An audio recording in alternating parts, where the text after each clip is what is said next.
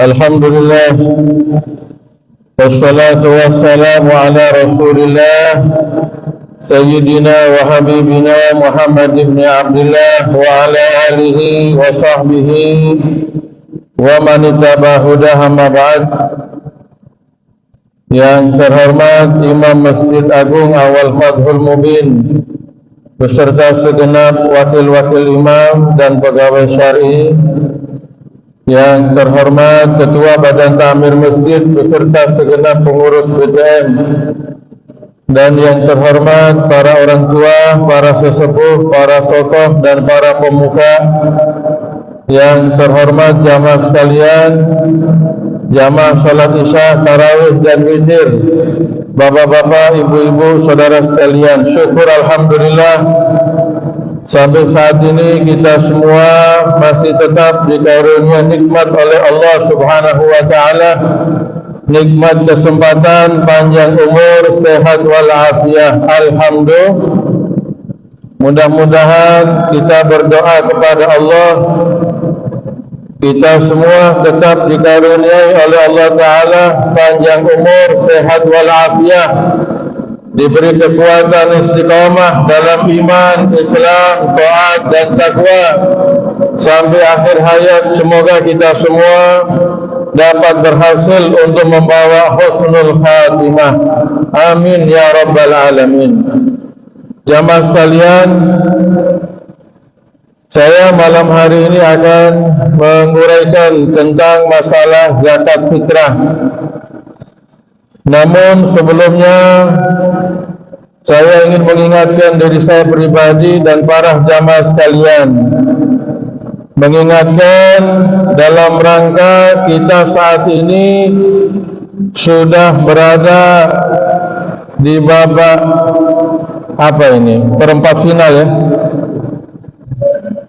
Sudah lewat setengah ya, semifinal sudah ya, tinggal seperempat dan kita akan menyambut nantinya babak final. Kalau masih babak penyisihan, memang semuanya bisa ikut, betul tidak? Yang biasa lari, tidak biasa lari, biasa olahraga, tidak biasa olahraga, kalau dalam perlombaan pertandingan semuanya bisa ikut. Kenapa? Masih awal, masih babak penyisihan. Tapi kalau sudah mulai pertandingan, masuk di semifinal dan selanjutnya, apalagi di final, belum tentu semuanya sanggup. Makanya lewat setengah ini kita harus selalu minta kepada Allah kekuatan, terutama kekuatan menghadapi nafsu dalam diri kita. Kalau setan sih sebulan Ramadan libur, setan selama sebulan Ramadan cuti. Tapi nafsu dalam diri kita tidak ada istirahat dan tidak ada cuti, ada terus. Sedangkan nafsu dalam diri kita jauh lebih berbahaya, jauh lebih jahat, jauh lebih dahsyat daripada 70 setan. Wan nafsu akhbathu min sab'ina syayatin. Dan nafsu yang ada dalam diri seseorang lebih jahat daripada 70 setan. Ya, bayangkan saja, kalau setan gak ada tapi nafsu ada, kita tidak waspada, bisa-bisa kita dikuasai oleh nafsu, kita akan tidak semangat dan kita akan menganggap Ramadan sudah selesai. Makanya marilah di setengah yang kedua yang kita mulai saat ini, malam ke-16, mulai malam kita kunut, kita jaga semangat kita jaga niat kita, ikhlas kita, sungguh-sungguh kita, iman, ihtisaban kita kepada Allah Subhanahu wa taala, sehingga kita bisa menyelesaikan Ramadan benar-benar sebulan dan kita semua bisa jumpa dan ketemu dengan malam Lailatul Qadar. Amin Allahumma amin. Jamaah sekalian, di Ramadan ini tambahan rukun Islam di samping puasa juga ada zakat. Ini kadang-kadang kurang mendapatkan perhatian. Padahal sebagaimana sholat penting, puasa penting. Sebagaimana sholat dan puasa penting, zakat pun penting. Bahkan dari begitu pentingnya zakat, sampai disebutkan zakat itu saudaranya sholat. Kenapa disebut saudaranya sholat? Karena hampir setiap ayat yang menyampaikan perintah sholat diiringi juga dengan perintah untuk zakat. Aqimus sholah wa atuz zakah. Penting.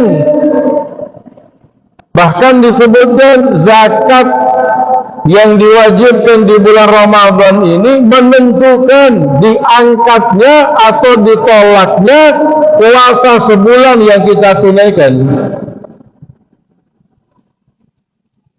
Puasa yang kita tunaikan mu'allaqun bainas sama'i wal ard, tergantung di antara langit dan bumi sampai ditunaikan zakatnya. Nah, jamaah sekalian, zakat yang singkat saja ingin saya simpulkan bahwasanya ada dua macam. Ada berapa macam, Pak? Dua macam, zakat mal dan zakat badan atau zakat fitr atau juga disebut dengan zakat fitrah. Dua macam ini. Kalau zakat mal tidak berkaitan dengan waktu Ramadan, jelas berkaitan dengan nisab dan haul. Atau kalau perkebunan, pertanian atau pertambangan berkaitan dengan yaum hasadih, ketika dia panen, ketika dia dapat nisab takaran, bisa sebelum atau sesudah Ramadan, itu zakat mal. Tapi kalau zakat badan, zakat fitr, zakat fitrah itu berkaitan dengan Ramadan. Makanya kita harus paham, kita harus mengerti, bahkan kita harus benar-benar perhatian, karena ini juga termasuk salah satu rukun Islam. Tidak boleh sembarangan, tidak boleh digampangkan. Kadang-kadang orang menggampangkan dalam mengeluarkan, menunaikan zakat, zakat fitrah, menyalurkannya pun gampang-gampang juga tanpa perhatian. Makanya kesempatan malam ini saya ingin singkat saja menyampaikan, kita harus paham. Yang pertama, kita harus paham atas siapa diwajibkan membayar zakat fitrah, supaya kita tahu. Jangan sampai kita sebenarnya wajib membayar zakat fitrah, tapi karena kita menganggap diri kita tidak wajib, muzaki, termasuk golongan membayar zakat fitrah, kita tidak tunaikan, maka kita kena hukuman dan sanksi dosa. Yang pertama, syarat wajib membayar zakat fitrah atas muslim atau setiap insan, setiap manusia yang beragama Islam, tidak mengenal jenis kelamin, tidak mengenal umur, mau laki, mau perempuan, mau tua, mau muda, mau anak-anak, mau anak bayi sekalipun, wajib untuk membayar namanya zakat fitrah. Hanya saja nanti dibedakan, kalau itu anak belum balik, maka tanggung jawab kewajiban zakat fitrahnya ditanggung oleh ayahnya. Tapi kalau sudah balik, ditanggung oleh anak itu sendiri. Itu yang menjadi catatan perhatian. Yang kedua, wajib atas siapa syarat yang kedua? Bagi seseorang yang menemui 2 bulan, bulan Ramadan dan bulan Syawal, walaupun sebagian. Yang penting ketemu dengan Ramadan, ketemu dengan Syawal, walaupun sebagian, tidak seutuhnya, wajib bayar zakat fitrah. Ada orang Ramadan full, begitu malam takbiran datang ajal, meninggal dunia. Bagaimana ahli warisnya? Apakah wajib menunaikan zakat fitrah orang tuanya yang meninggal di malam takbiran? Wajib. Sebelum warisnya dibagi, wajib. Kenapa? Karena dia telah bertemu dengan bulan Ramadan dan bulan Syawal, walaupun sebagian. ada anak bayi yang lahir di saat-saat terakhir dari Ramadan, sebelum maghrib akhir Ramadan, itu anak lahir, sehingga dia jumpa dengan Ramadan walaupun sebagian, dan dia jumpa dengan malam takbiran dengan bulan Syawal, maka bayi tadi wajib dibayarkan dia punya zakat fitrah. Beda kalau bayi tadi lahir setelah maghrib, sudah masuk malam takbiran, sudah keluar bulan Ramadan, baru lahir itu bayi, maka tidak wajib untuk dibayarkan dia punya zakat fitrah. Sama dengan juga orang tua tadi, kalau dia meninggal sebelum malam takbiran, akhir Ramadan dia meninggal, tidak ketemu bulan Syawal, maka tidak wajib untuk dibayarkan dia punya zakat fitrah. Jadi syarat yang kedua, bertemu dengan bulan Ramadan dan bulan Syawal walaupun sebagian. Yang ketiga, ini penting juga, pada Idul Fitri. Jadi kalau tanggal 1 Syawal dan malamnya, bagi orang-orang yang dibawa tanggung jawab nafkahnya, istrinya, anak-anak yang belum balik, sekiranya ada lebih, maka wajib dia untuk membayar zakat fitrah. Nah, yang ketiga ini jamaah sekalian, terkadang kurang mendapatkan perhatian. Kenapa? Karena dianggap bahwasanya dirinya itu seorang miskin. Saya ini miskin, saya ini berhak menerima zakat, masa saya wajib membayar zakat fitrah?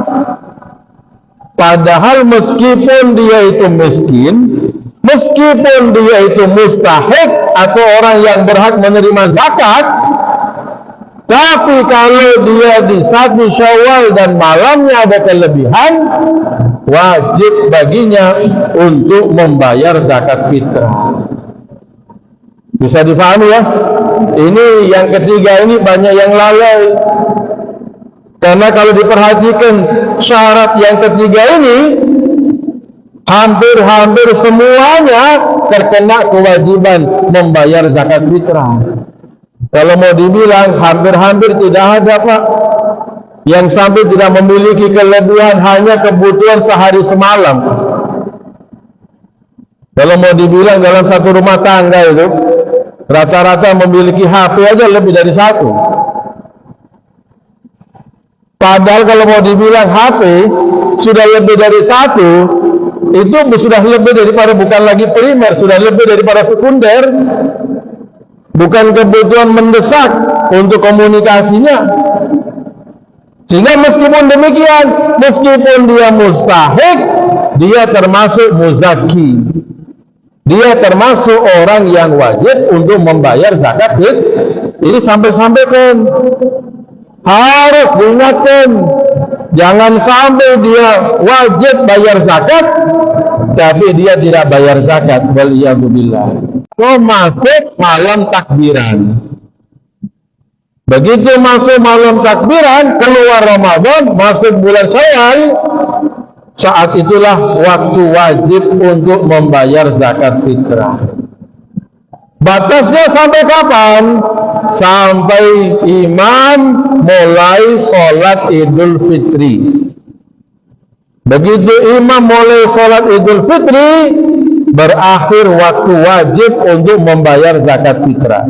Sehingga bagi orang-orang yang mengakhirkan membayar zakat fitrah sampai lewat sholat Idul Fitri, hukumnya makruh.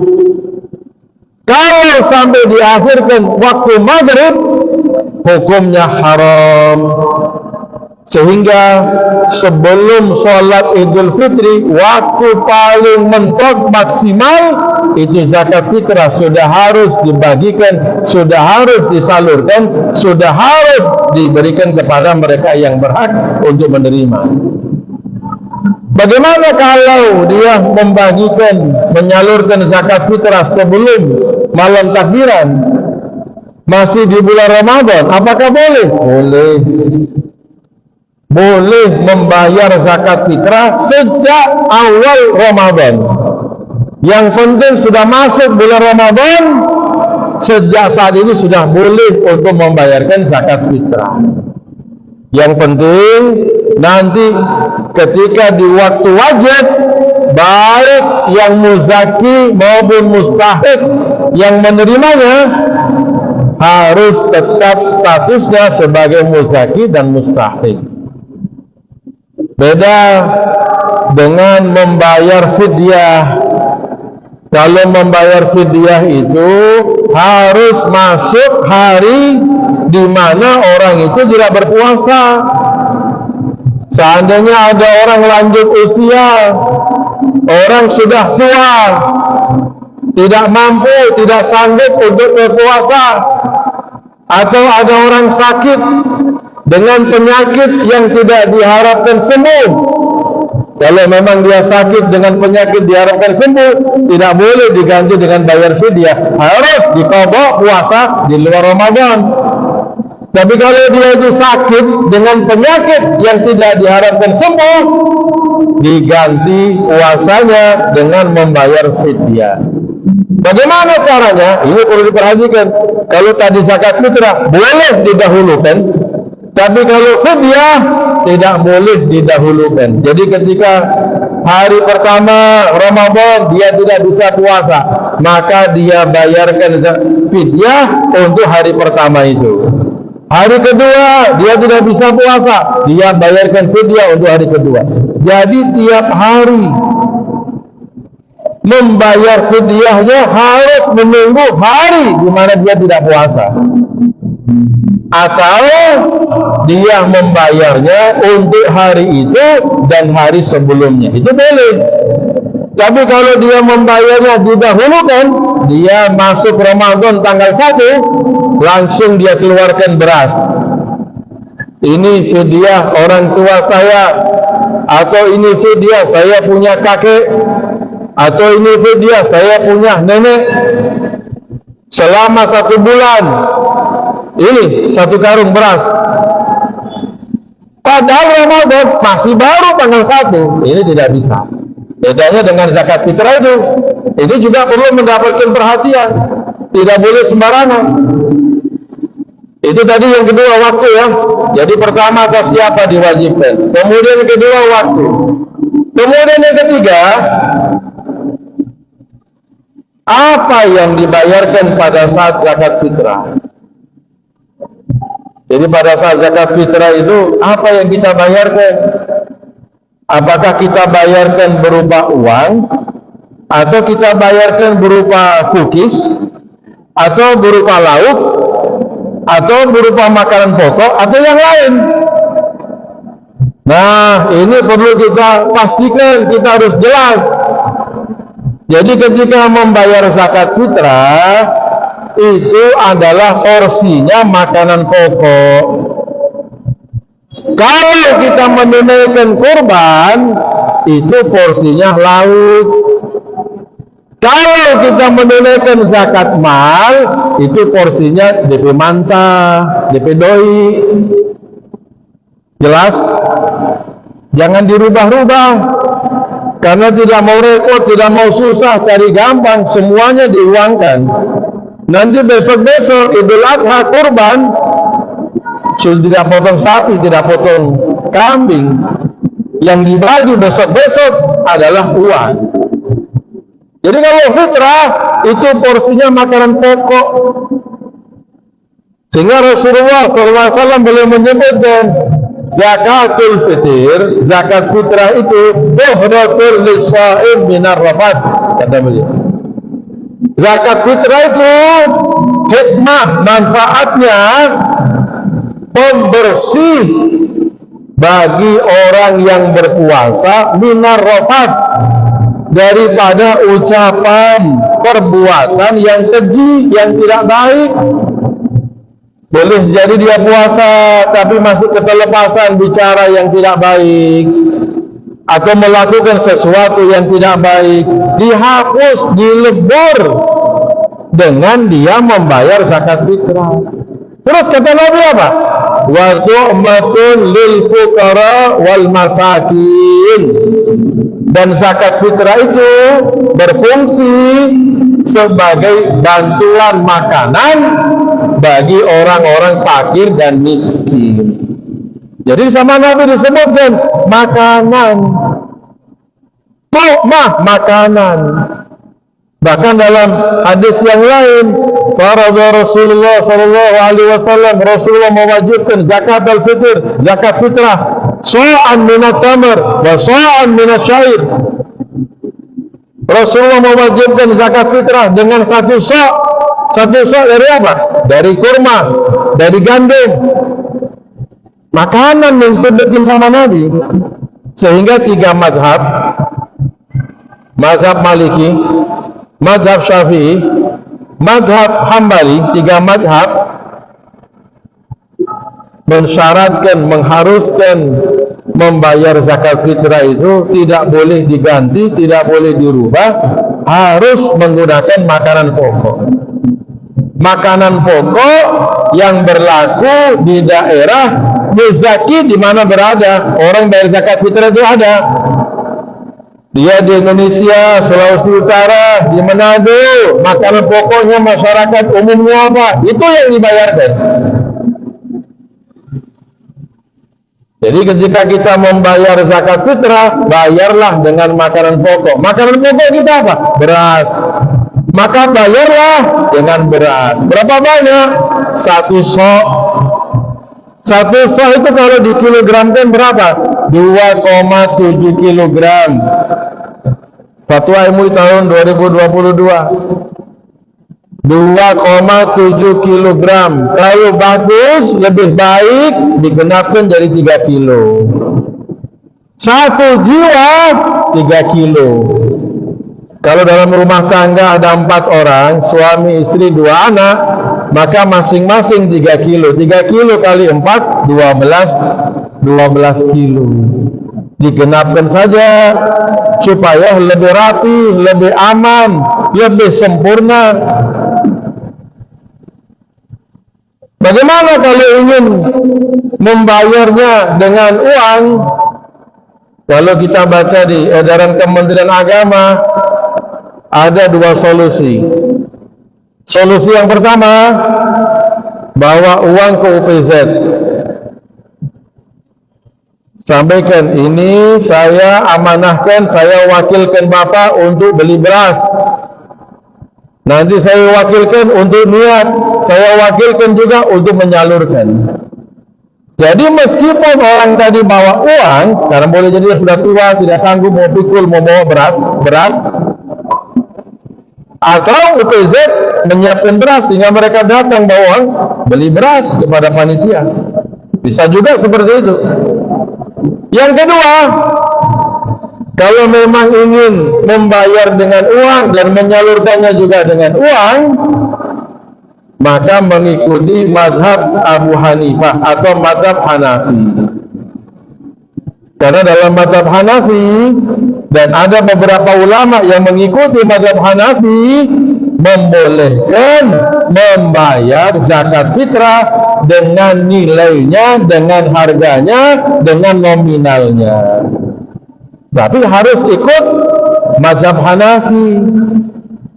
Nah, dalam mazhab Hanafi, pertama, satu soknya itu beda dengan satu soknya mazhab yang lain.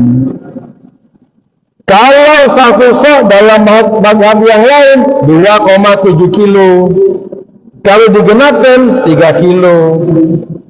Kalau dalam mazhab Hanafi satu soknya 3,8 kilo. Kalau digenapkan 4 kilo.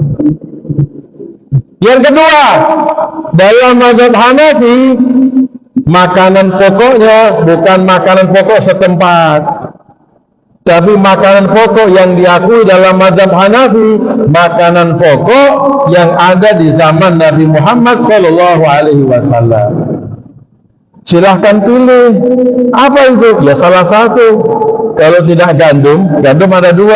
Apakah hinto atau syair atau kurma atau zabib, anggur atau kismis. Silahkan pilih salah satu dari itu. Bukan langsung dia bayar zakat fitrah pakai uang. mengikuti mazhab Hanafi, tapi giliran DPU Pura satu sok mengikuti mazhab yang lain dan ikut juga berasnya. Tidak bisa campur begitu. Jadi kalau kita mengikuti mazhab Hanafi, ya kita ikuti secara totalitas. Nah kalau pakai uang berarti ikut mazhab Hanafi. Mau cari tahu harga gandum berapa? Taruhlah yang gampang kita cari tahu harga kurma. Kira-kira berapa sekilo? Standar, jangan yang ajwa. Ajwa mahal. 75. Taruhlah 75. 1 kilo taruh standar. Harga kurma standar ya, tidak terlalu murah, sedang, tidak terlalu mahal, pertengahan, sekilo 75. Berarti kalau ingin bayar zakat fitrah pakai uang 75.000 kali 4 kilo. 4 kilo kurma berapa? Kalau 75 sekilo, 300.000. Itu 300.000 satu jiwa. Suami satu. Iya kalau dia punya bini satu. Kalau bininya suami satu, istri satu, anak 2, 300.000 kali 4 berapa? 1,2. Ikut mazhab Hanafi. Itu bukan lalu bayar pakai uang tapi ikut beras. Ya, kalau ikut beras berarti ketentuannya harus beras. Ketentuannya seperti ini, tidak boleh mau dicampur aduk. Nah itulah yang sangat penting bagi kita semua para jamaah, sehingga juga meringankan beban UPZ. UPZ-nya sini siapa? Pak Ruji, Pak Ketua UPZ. Meringankan UPZ. Kalau jamaahnya nggak paham, kasihan UPZ, tanggung jawab nih. Terima zakatnya orang. Sampai-sampai ada yang cerita sama saya, Ustaz bagaimana ini jamaah ceritanya bilangnya bayar zakat mahal, tapi begitu dibuka amplop 10.000. Ini zakat mahal kan 10.000, berarti nggak mengerti. Ini saya bilang nggak paham ini. Ada lagi yang bayar zakat fitrah pakai uang, tapi nggak sesuai. Jangankan kurma, mau beli beras pun nggak cukup uang, berarti nggak paham. Kasihan UPZ-nya.